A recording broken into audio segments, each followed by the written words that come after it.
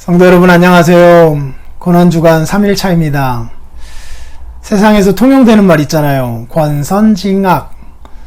선한 것에 대하여서는 그에 걸맞는 것으로 보상해주고 그래서 권면하고, 악한 것에 대하여서는 그에 걸맞게 벌을 내림으로써 악을 벌한다, 징벌한다 라는 뜻이잖아요.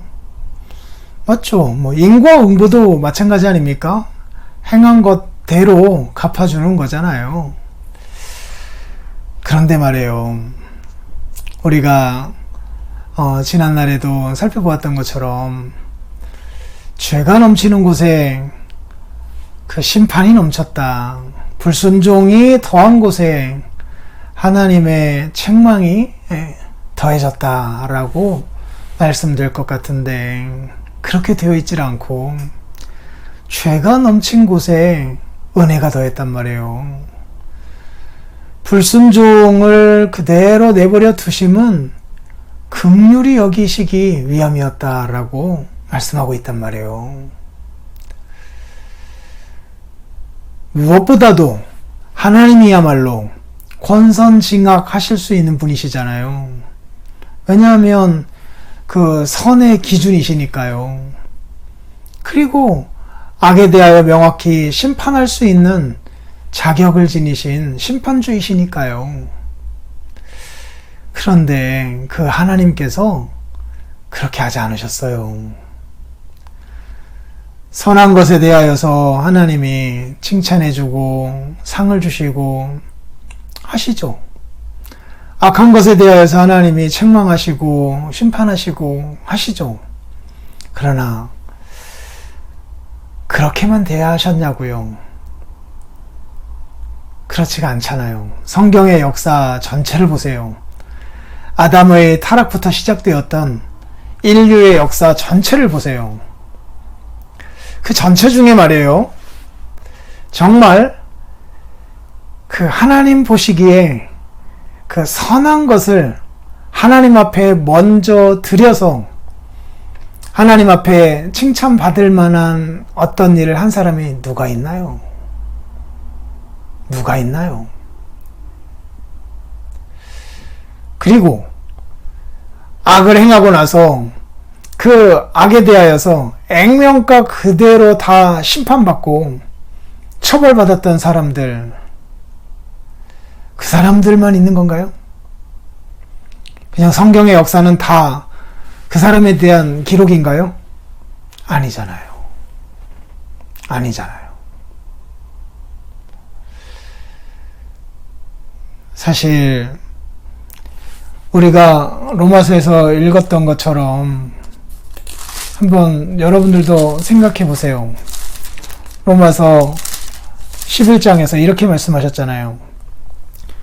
35절, 누가 주께 먼저 드려서 갚으심을 받겠느냐? 하나님 앞에 무엇인가 선한 것을 먼저 드려서 칭찬을 받거나 보상을 받거나 할 수 있는 사람이 누가 있어요? 한번 창세기부터 계시록까지의 말씀 머릿속에서 한번 돌려보세요. 누가 있어요? 주께 먼저 드려가지고 받을 만한 어떤 사람이 누가 있어요? 아니에요. 성경 역사 전체는 하나님을 향하여 불순종한 역사예요. 하나님을 거스르는 역사였어요. 하나님을 향하여 선을 행한 역사가 아니라 하나님을 향하여 악을 행한 역사였어요. 그리고 그렇게 행한 사람들에 대한 기록이었고요. 중요한 거는 그렇게 하나님을 향하여 악을 행하고 선을 행하지 못한 사람들에게 하나님께서 행하신 일이잖아요. 그것이 뭐예요? 심판이에요. 부분적으로 심판이 이루어지기도 하였지만 경계를 위한 것이었고, 궁극적으로 그 모든 과정을 볼 때에 심판을 즉각적으로 다 시행하셨냐고요? 아니잖아요. 아니잖아요. 아담을 향하여서도 동산 중앙에 있는 나무의 실과를 먹는 날에는 내가 정령 죽으리라 나의 말을 듣지 아니한다면 정령 죽는다라고 선고하셨지만 여인의 후손이 뱀의 머리를 상하게 할 것이요 뱀은 여인의 후손의 발꿈치를 상하게 할 것이다 라고 하는 말씀을 통하여서 다시 구속의 메시지를 전해주고 있잖아요. 예수님에 대한 메시지를 통하여서 다시 구원해 주실 것에 대한 약속을 우리에게 전해주고 있잖아요. 그리고 그 이후에도 아담을 하나님께서 고여주셨잖아요. 받아주셨잖아요. 다 그래요. 다 그래요. 하나님을 향하여 행한 그 악에 대하여서 하나님께서 거기에 대하여서 주께서 보여주신 반응이 한 번 더 우리를 사랑하시는 거였어요. 한 번 더 우리를 불쌍히 여겨주시는 거였어요. 한 번 더 우리를 구원회로 데려가시는 거였어요. 그렇다 하여 죄에 대한 값을 전혀 상관하지 아니하시는 하나님이신가? 그래서 의에 대하여 별로 관심이 없으신 분이신가? 이렇게 질문할 수도 있는데 그렇지 않아요. 하나님은 불의에 대하여서 눈곱만큼도 그냥 지나쳐버리는 법이 없으시잖아요. 그럼에도 불구하고 왜 그 많은 사람들의 불의, 그 범죄를 그냥 지나치시고 도리어 죄가 더한 곳에 은혜가 넘치게 하셨는가? 죄 짓고 그 죄에 대한 죄를 짓고 난 이후에 살아가는 삶의 과정이 얼마나 괴로운지를 깨닫게 하셔서라도 다시 돌이키셔서 그들에게 구원회로 그들을 데려가시며 구원의 복을 허락하여 주셨는가? 거기서 우리는 하나님의 사랑을 발견하고 그리고 그 일을 이루시기 위하여서 하나님이 이 죄에 대한 대가를 철저히 지불하셨잖아요. 그게 바로 지금 고난주간 우리들이 기리고 있는 바 아닙니까? 예수님이 우리를 대신하여 고난을 당하신 거예요. 죽임을 당하신 겁니다. 죄의 값을 지불하신 거예요. 아들을 아끼지 아니하시고 죄인된 우리를 아끼셔서 긍휼히 여겨주신 거예요.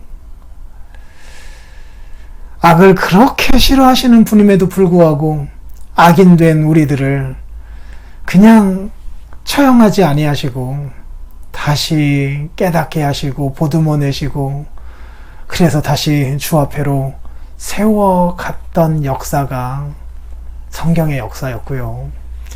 이런 은혜를 깨달은 자들이 하나님 앞에 선을 행한 거고 그것을 보시고 하나님이 기뻐하시면서 네가 했다라고 하며 복을 내려 주시는 거죠. 그러나 이것은 주께 먼저 드려서 갚으심을 받은 거다라고 말할 수 없는 거죠. 나의 나 된 것은 주의 은혜다라고 주 앞에 고백할 수밖에 없는 거죠. 오직 하나님의 은혜로 된 것이다라고 고백할 수밖에 없잖아요. 성경 역사 전체가 이렇게 죄가 더한 곳에 은혜가 더하였다라고 하는 이 말씀의 그 증언들이었다라고 하는 관점에서 한번 성경을 묵상하면서 고난주간에 우리와 같은 죄인, 그래서 하나님 앞에 얼굴을 들 수 없는 죄인, 과거를 생각하면 혹은 현재를 생각한다 하더라도 그야말로 심판밖에는 기다릴 게 없는 죄인임에도 불구하고 우리가 그 하나님 앞에 다시 나아갈 수 있고 다시 기댈 수 있고 그러면 하나님이 다시 받아주시는 그 이유가 우리의 그 범죄에도 불구하고 우리를 긍휼히 여기시는 하나님의 사랑이 있기 때문이다라고 하는 것, 그리고 그 사랑을 이루시기까지 우리를 위하여 죽기까지 헌신하신 우리 예수님의 희생의 공로가 있었다라고 하는 것을 기억하고 그것을 감사히 여기면서 다시 하나님 앞에 한 걸음 한 걸음 더 가까이 가는 우리들 되었으면 좋겠습니다. 저녁 예배 때 또 뵙도록 하겠습니다.